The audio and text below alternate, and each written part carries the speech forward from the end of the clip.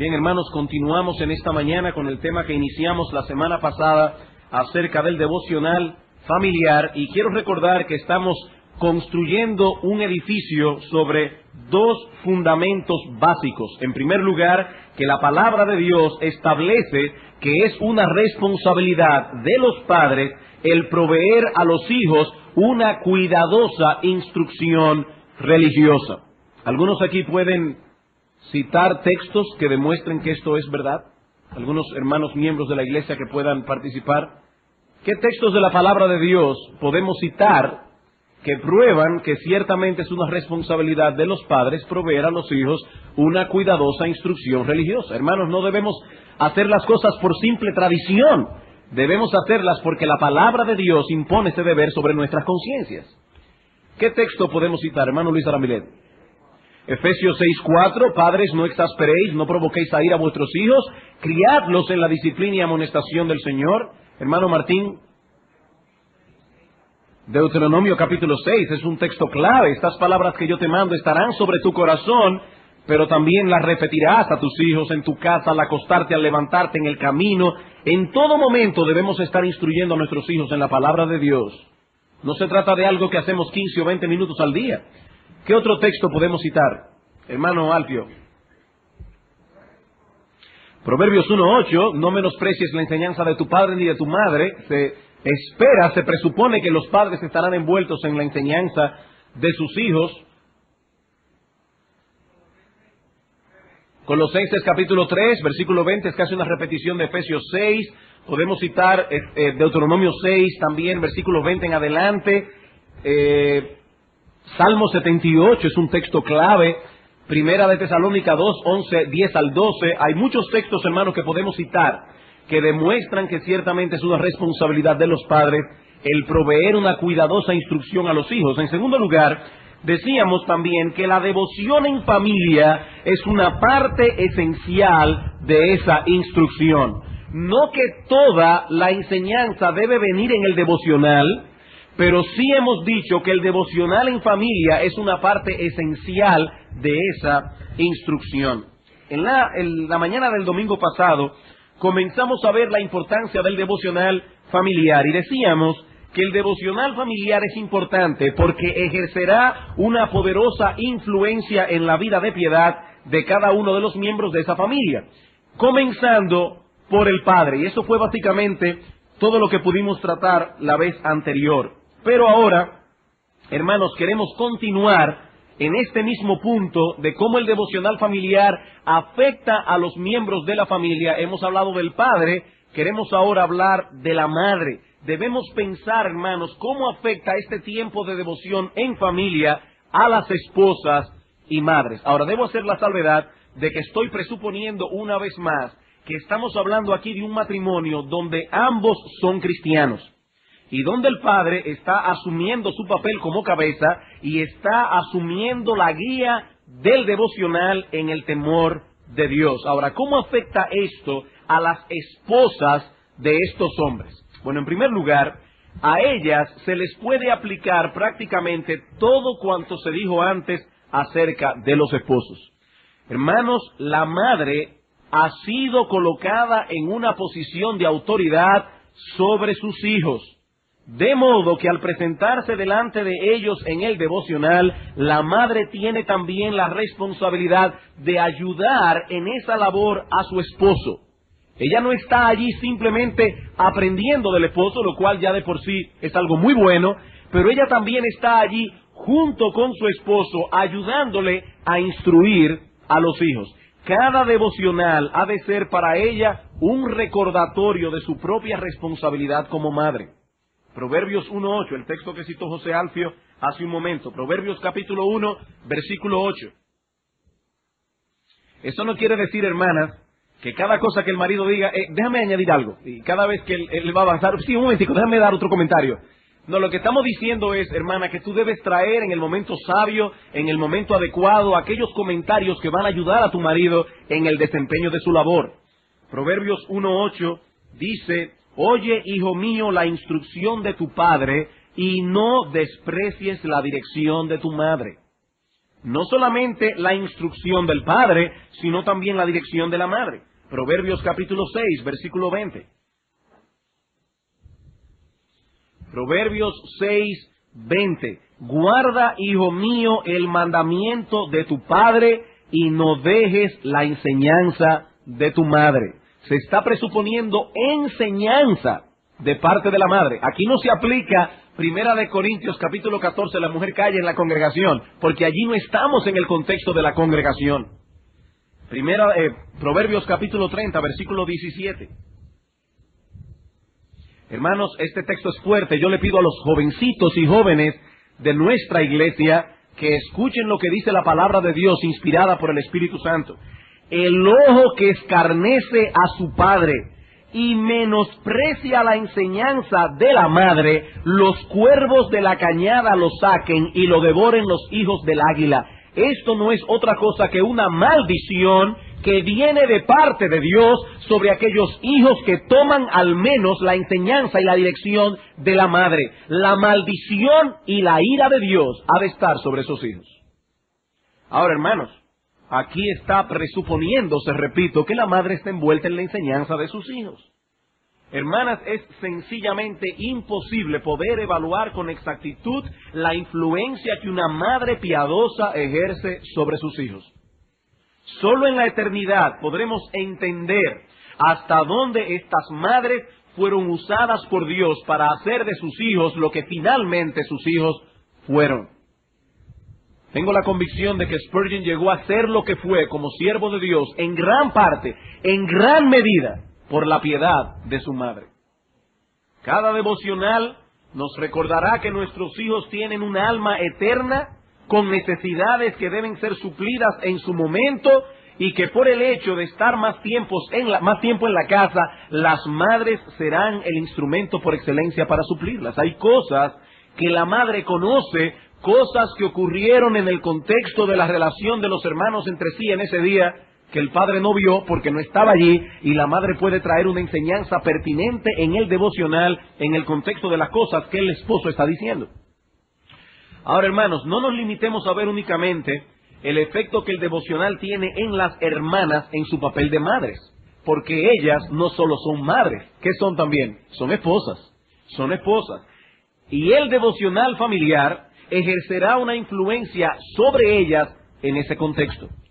Sabemos que la raíz de la caída, como veremos hoy en la mañana, la mujer posee una tendencia a rebelarse contra la posición en que Dios la ha colocado en el hogar con relación al hombre. Las mujeres cristianas tienen que mortificar continuamente la tendencia a dirigir el hogar, incluso la tendencia a irrespetar la autoridad de sus maridos. Y el devocional familiar es un buen tiempo para recordar cuál es el lugar que Dios les ha asignado como esposas y madres.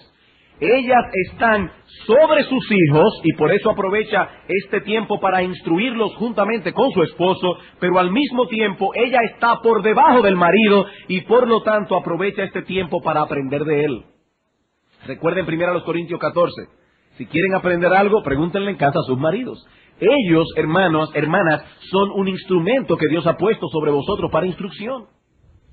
De modo que si somos responsables en apartar un tiempo diario para acercarnos a Dios en adoración como familia, hermanos, nosotros estamos ayudando a nuestras esposas en su proceso de santificación.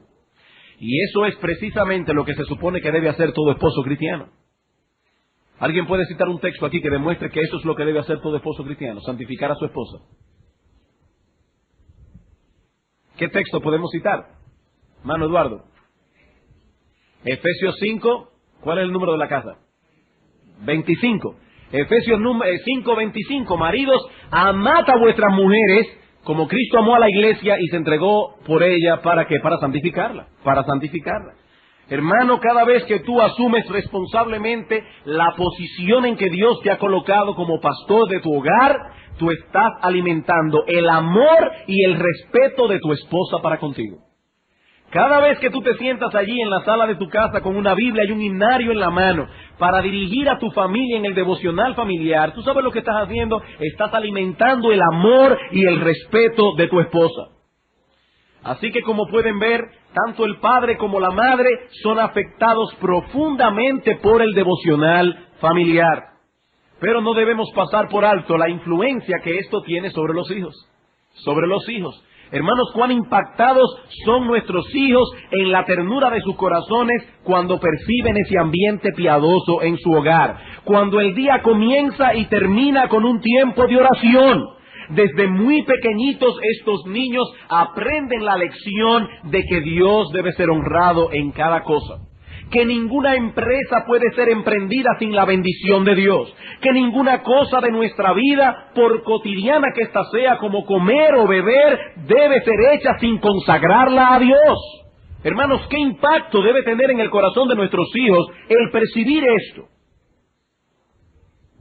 Nuestros hijos son beneficiados solo por el hecho de que reciben la bendición que Dios imparte sobre aquellos hogares donde su nombre es honrado. El simple hecho de ellos vivir en un hogar así ya es de por sí una bendición. Pero al mismo tiempo es bueno que ellos recuerden que ellos tienen el deber de rendir a Dios una adoración personal. Y el escucharnos diariamente orar y explicar las Escrituras será el instrumento que Dios usará para enseñarles a orar y para que ellos también aprendan a estudiar la palabra de Dios por sí mismos. Aparte de que los padres y madres piadosos son los agentes que probablemente Dios usará para traer a nuestros hijos a Cristo, y el devocional familiar es un momento clave para lograr este resultado. No solo nos permite exponerles el Evangelio, sino también orar junto con ellos por la salvación de sus propias almas.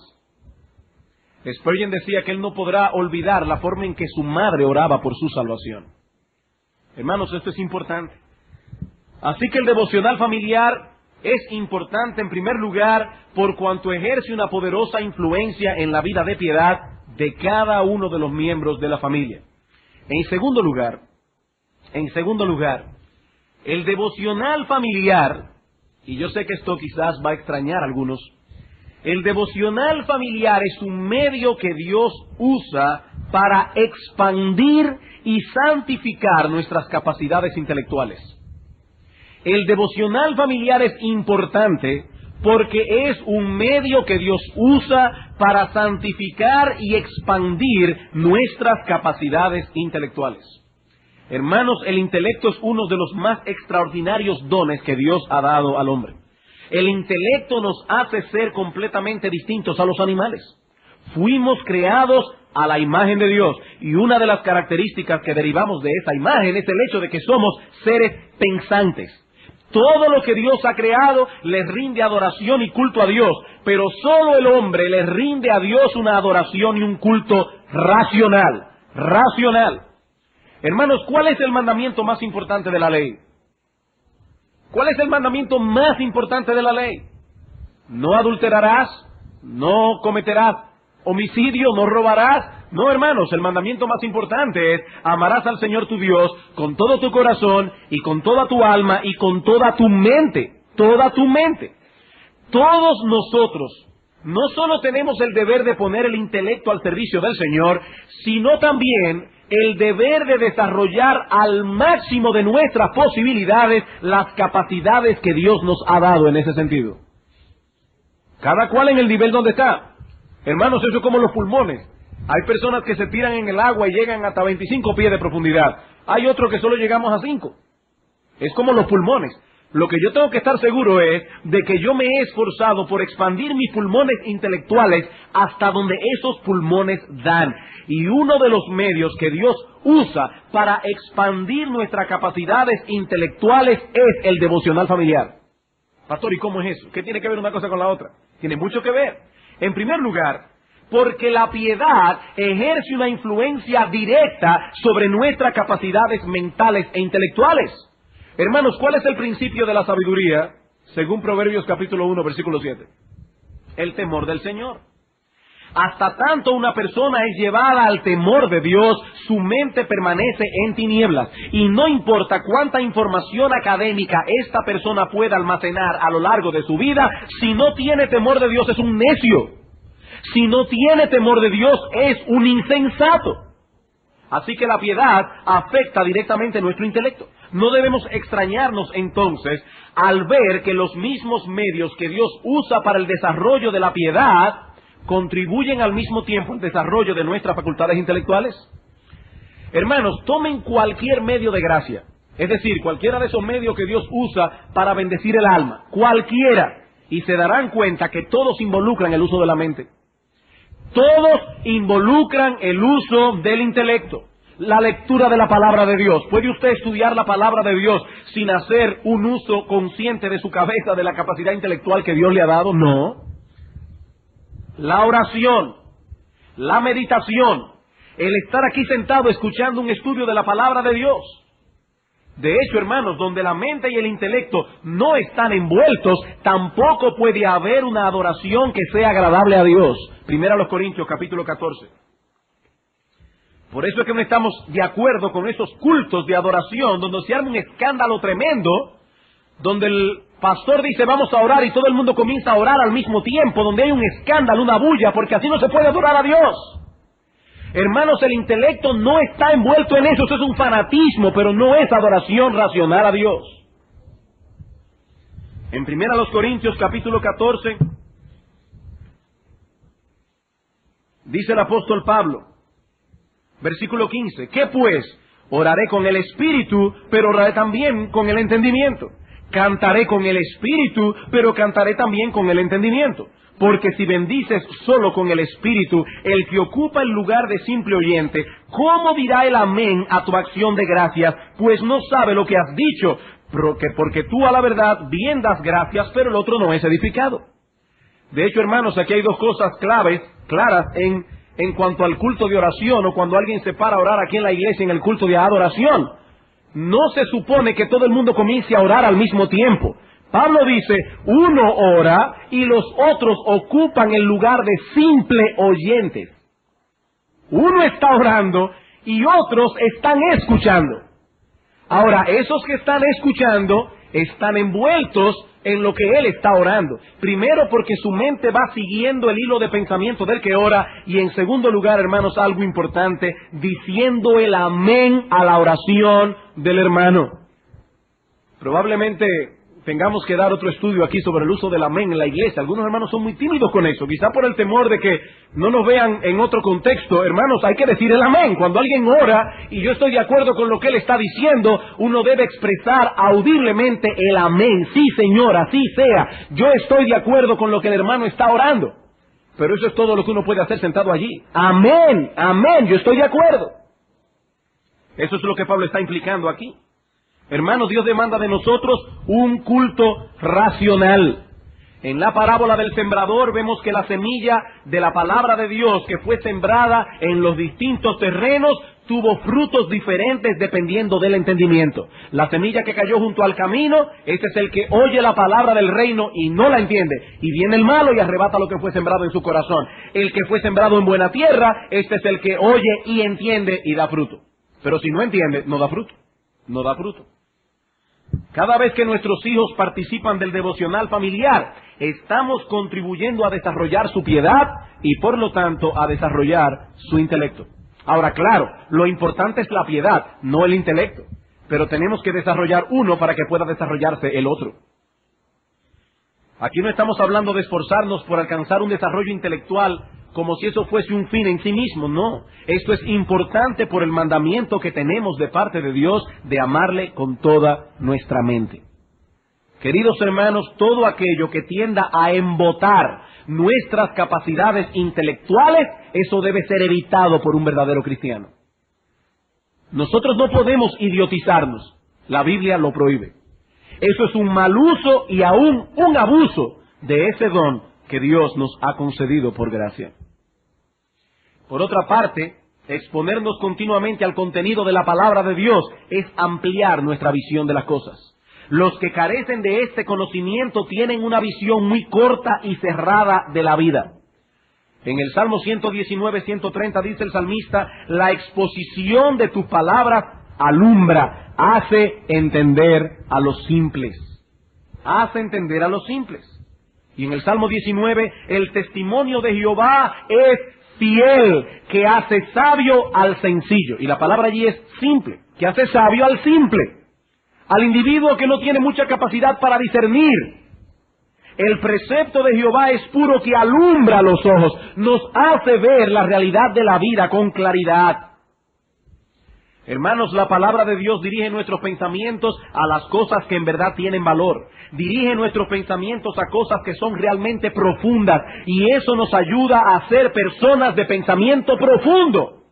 El que se acostumbra a pensar en cosas pequeñas, en cuál es el vestido que usó Lady Diana en la última recepción que hubo en el... Hermanos, el que usa sus capacidades intelectuales para esas boberías empequeñecerá su mente y pronto comenzará a perder aún las facultades intelectuales que Dios le dio. Supongamos que aquí tenemos un individuo con fuerza suficiente para levantar una pesa de 150 libras, si esa fuerza fuera plenamente desarrollada. Pero resulta que a lo largo de toda su vida este individuo nunca llega a más de 75 libras porque es un vago. ¿Qué sucederá? Bueno, que andando el tiempo, esta persona se acostumbra a levantar ese peso únicamente y nunca podrá llegar más lejos de ahí. Bueno, eso pasa con las capacidades intelectuales que Dios nos ha dado. Una mente que nunca sea expandida, porque se acostumbra a dirigir su atención a cosas sin importancia, esa mente se embotará, esa mente se empequeñecerá, y llegará un momento en que si usted no habla de cine, del actor tal, de moda, esa persona no sabe hablar de nada, de nada. Su mente se embotó, su mente se empequeñeció. Las capacidades intelectuales que Dios le dio a este individuo se atrofió. Y nosotros no podemos permitir, hermanos, que la mente, el intelecto de nuestros hijos se atrofie. Y uno de los medios que Dios usará para que eso no suceda es el devocional familiar. Nuestra mente es expandida al ser llevada a contemplar la grandeza de Dios y al sumergirnos en el universo contenido en la palabra de Dios. Quisiera leer algo aquí, escrito o citado por Packer en este libro que ya tiene una portada más hermosa que esta, sobre Hacia el conocimiento de Dios, un libro que recomendamos a todo el mundo aquí. Dice Spurgeon, citado por Packer aquí: alguien ha dicho que el estudio apropiado de la humanidad es el hombre, el de la humanidad. Bueno, yo no voy a negar este concepto, pero pienso que es igualmente cierto que el estudio apropiado para los elegidos de Dios es Dios mismo. El estudio apropiado para el cristiano es la deidad, la ciencia más elevada, la especulación más encumbrada, la filosofía más vigorosa que puedan jamás ocupar la atención de un hijo de Dios. Es el nombre, la naturaleza, la persona, la obra, los hechos y la existencia de ese gran Dios a quien llama Padre. En la contemplación de la divinidad hay algo extraordinariamente beneficioso para la mente. Es un tema tan vasto que todos nuestros pensamientos se pierden en su inmensidad, tan profundo que nuestro orgullo se hunde en su infinitud. Si bien el tema humilla la mente, al propio tiempo la expande. El que con frecuencia piensa en Dios tendrá una mente más amplia que el hombre que se afana simplemente por lo que se le ofrece en este mundo estrecho. El estudio más excelente para ensanchar el alma es la ciencia de Cristo y este crucificado y el conocimiento de la deidad en la gloriosa Trinidad. Nada hay que desarrolle tanto el intelecto, que magnifique tanto el alma del hombre, como la investigación devota, sincera y continua del gran tema de la deidad. Hermanos, esto es cierto, y debemos tomar esto en mente si queremos desarrollar las capacidades intelectuales que Dios ha dado a nuestros hijos. En tercer lugar, el devocional familiar es importante porque promueve la armonía y el amor dentro del hogar. El devocional familiar es importante porque promueve la armonía y el amor dentro del hogar. En el Salmo 133, que todos ustedes seguro conocen, dice que hay bendición de Dios en el contexto de un grupo de hermanos habitando juntos en armonía. Hay bendición de parte de Dios. Y eso puede ser aplicado en varios contextos. Podemos aplicarlo cuando los israelitas se reunían en el antiguo pacto a adorar a Dios. Podemos aplicarlo a la iglesia cuando nos reunimos aquí a adorar a Dios. Podemos aplicarlo también cuando una familia se reúne en armonía a adorar a Dios. Hermanos, cuando esos miembros de esa familia habitan juntos y en armonía, eso trae una serie de beneficios especiales. El salmista nos dice que eso es bueno y deleitoso. Dios se place en enviar en tales circunstancias bendición y vida eterna. Vivir en un hogar donde se respire ese clima de paz y de amor genuino los unos por los otros es disfrutar una antesala de lo que ha de ser la vida en el cielo. Y lo que estamos diciendo es que una de las actividades que promueve el amor y la armonía dentro del hogar es el devocional familiar. Comenzando por el hecho de que esta actividad provee un tiempo diario en el que todos los miembros de la familia tienen que sentarse frente a frente y verse las caras. Todos los días. Todos nos acercamos a Dios viéndonos las caras unos a otros. Hermanos, es triste pensar en la cantidad de familias donde sus miembros ni siquiera disfrutan de una cosa tan elemental. Todos comen a horas diferentes, todos cenan a horas diferentes. Uno está en la universidad y llega una hora, el papá llega otra hora. La cosa es que nunca se juntan todos. Hermanos, ¿cómo podemos promover armonía y amor dentro de un hogar donde los miembros no disfrutan de un tiempo tan elemental como este? Donde todos los miembros de esa familia pueden sentarse juntos en una sala y verse las caras. Es en ese tiempo de una manera muy especial cuando los padres pueden exhibir ante sus hijos sus más íntimas preocupaciones por ellos. Los hijos pueden percibir el amor de sus padres y su ansiedad por instruirlos en el camino de la salvación, en el temor de Dios. Ellos no quieren ver a sus hijos crecer en la impiedad de sus corazones y por eso se esfuerzan diariamente por enseñarles la palabra de Dios y orar con ellos y orar por ellos. Hermanos, eso enternece el corazón de nuestros hijos y los acerca a nosotros. Finalmente,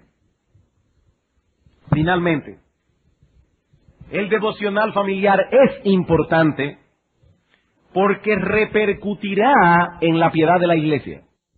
Porque repercutirá en la piedad de la iglesia. Esto se infiere de todo cuanto hemos dicho anteriormente. Si el devocional familiar contribuye a forjar mejores esposos, mejores esposas, mejores padres, mejores madres, mejores hijos, entonces el devocional familiar contribuye a fortalecer la iglesia. Hermanos, la iglesia es fuerte no cuando tiene miles de miembros, no cuando tiene 50 pastores y 500 diáconos. Cuando una iglesia es una iglesia fuerte, cuando es fuerte la piedad de los miembros que la componen. Si el devocional familiar ayuda a los esposos a ser mejores esposos, a los padres a ser mejores padres, a la esposa a ser mejores esposas y a los hijos mejores hijos, entonces el devocional familiar va a fortalecer nuestra iglesia.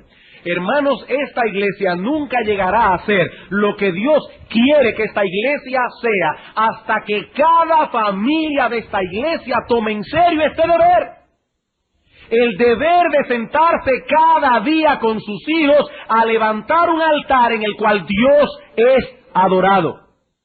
Hermanos, esta iglesia nunca llegará a ser lo que Dios quiere que esta iglesia sea hasta que cada familia, incluyendo aquellas familias donde los padres no son cristianos, entonces la madre asume su responsabilidad. Pero cada familia levanta un altar donde Dios es adorado. Pero no solo eso. Hermanos, piensen por un momento en el efecto que ha de producir en el corazón de nuestros hijos cuando nos unamos juntos en oración, intercediendo por el reino de Dios en el mundo y de manera particular por nuestra propia iglesia. Piensen en el efecto que esto tendrá en la vida de nuestros hijos. Ellos van a comenzar a apreciar el reino de Dios. Desde pequeños. ¿Qué pasó en Honduras? ¿Qué está pasando en el Reino Unido, ese pastor que está enfermo? ¿Qué está pasando en New Jersey? El pastor Martin está enfermo, estoy preocupado por eso. ¿Qué está pasando en Pakistán? ¿Qué está pasando en las Filipinas? Hermanos, nosotros tenemos que enseñar a nuestros hijos a amar el reino de Dios y su justicia como una prioridad. Y eso lo aprenderán cuando ellos escuchen a sus padres intercediendo fervorosamente por el reino de Dios en el mundo entero, pero también intercediendo por la iglesia. ¿Cuántos de nuestros hijos, cuántos jóvenes aquí vienen a la iglesia como si esto fuera un asunto que no tiene que ver con ellos? Eso tiene que ver con mi padre, pero eso no tiene que ver conmigo, eso no es problema mío. Yo voy ahí porque mi papá y mi mamá son cristianos, porque mi mamá es cristiana. Hermanos, nosotros tenemos que cambiar esa mentalidad a nuestros hijos. Lo que está pasando aquí tiene que ver con ellos directamente. Lo que está pasando aquí tiene que ser importante para ellos. Y nosotros les enseñamos a apreciar y amar la iglesia cuando nos postramos en oración delante de Dios, orando por la iglesia, orando por su ministerio, orando por sus pastores, orando por cada cosa que la iglesia hace, porque sabemos que si Dios no edifica la casa, es en vano que trabajan los edificadores. Pero no solo eso. No solo va a afectar el corazón de nuestros hijos. Hermanos, cuán refrescante es para un pastor saber que los miembros de la iglesia están orando en sus hogares por su ministerio. Hermano, qué bueno es cuando uno sale así de viaje y algunos jóvenes de la iglesia dicen: pastor, estábamos orando por usted en casa. Hermanos, eso alienta el corazón del pastor. Alguien dijo una vez que un pueblo que ora hace que su pastor predique. Y no simplemente que predique, sino que predique bien. Un pueblo que ora hace que su pastor predique. Queridos hermanos, el que Dios use el ministerio de esta congregación depende de vuestras oraciones. Las que ofrecemos aquí cada miércoles como iglesia, la que ustedes ofrecen cada día con su familia en sus casas. E individualmente también. Pero los cristianos no solo oran por el pastor en sus devocionales familiares, sino que también oran por todos aquellos miembros de la iglesia que están pasando por alguna tribulación o aflicción particular. Y al preocuparse de ese modo los unos por los otros, ¿saben qué estamos haciendo? Estamos contribuyendo a la unidad práctica de la iglesia, estamos fortaleciendo nuestra unidad. Primero, porque nosotros mismos, al orar por el hermano, nos sentimos atados a él. Cuando usted ora por un hermano, cuando usted intercede por un hermano, su corazón queda atado a ese hermano. Pero también cuando ese hermano se entera de que en su casa están orando por él, óigame, ese hermano eleva su corazón delante de Dios en acción de gracias y al mismo tiempo ese hermano se siente atado a usted por haber estado preocupado por su situación. Eso contribuye al fortalecimiento de la unidad de la iglesia. De igual modo, el hecho de que cada miembro de la familia se involucre en oración por la iglesia, por sus ministerios, por sus miembros, por las dificultades propias de cada congregación, eso hace que cada miembro de la familia acerque más su corazón a la iglesia y sienta un peso mayor por cuidar de su bienestar. Cuando nuestros hijos perciben en nosotros un interés genuino por proteger los intereses de la iglesia, estamos enviando una señal correcta a sus corazones. Estamos diciéndole con esto que para nosotros no existe nada más importante que el reino de Dios y todo aquello que está relacionado con el reino de Dios. Bien, hermanos, yo espero haber podido amarrar vuestras conciencias a que tenemos un deber bíblico de instruir a nuestros hijos en la disciplina y amonestación del Señor. Espero haber amarrado vuestras conciencias a la importancia del devocional familiar como uno de los medios que Dios ha de usar para esa instrucción. ¿Por qué el devocional familiar es importante? En primer lugar, porque afecta a cada uno de los miembros de la familia. En segundo lugar, porque expande y santifica nuestras capacidades intelectuales. En tercer lugar, porque promueve la armonía y el amor dentro del hogar. En cuarto lugar, porque repercutirá en la piedad de la iglesia. En la próxima escuela dominical, si el Señor lo permite, pasaremos a considerar algunos aspectos prácticos del devocional familiar. ¿Cómo se hace esto? ¿Cuáles son los elementos que componen el devocional familiar? ¿Cómo podemos manejar cuando tenemos niños de una edad o de otra edad? Todas esas cosas vamos a tratar de verlas el próximo domingo. Por ahora, hermanos, yo solo espero que el Espíritu Santo me haya ayudado a mostrar la importancia vital y extraordinaria de este asunto. Eso es todo lo que espero. No solo para la piedad de nuestras familias, sino también para el fortalecimiento de la iglesia. Pero, si acaso yo no he sido lo suficientemente persuasivo, quisiera concluir aquí citando la palabra de un santo del pasado, que es mucho más persuasivo que yo, el puritano William Gurnall. quien escribió la siguiente palabra dirigida a los padres en su obra El cristiano y su completa armadura. Padres, vuestros hijos tienen almas las cuales Dios espera que ustedes alimenten con el mismo cuidado con que atienden sus necesidades físicas. ¿Quién habrá de enseñarles sino ustedes? Nadie se sorprendería al saber de un barco que zarpó sin brújula y finalmente se hundió o encalló. ¿Por qué sorprendernos entonces al ver un niño apartarse lejos de Dios cuando éste no ha recibido ninguna orientación espiritual? Es como decíamos la semana pasada, hermano, si tú no eres diligente instruyendo a tu hijo, créeme, el diablo sí será diligente en instruirlo. Si tú no le enseñas a orar, el diablo se encargará de enseñarle a blasfemar. Si tú no le enseñas a bendecir, créeme, el diablo será diligente en enseñarle a maldecir. Sigue diciendo Gurnal, y esto sí que es importante, hermanos.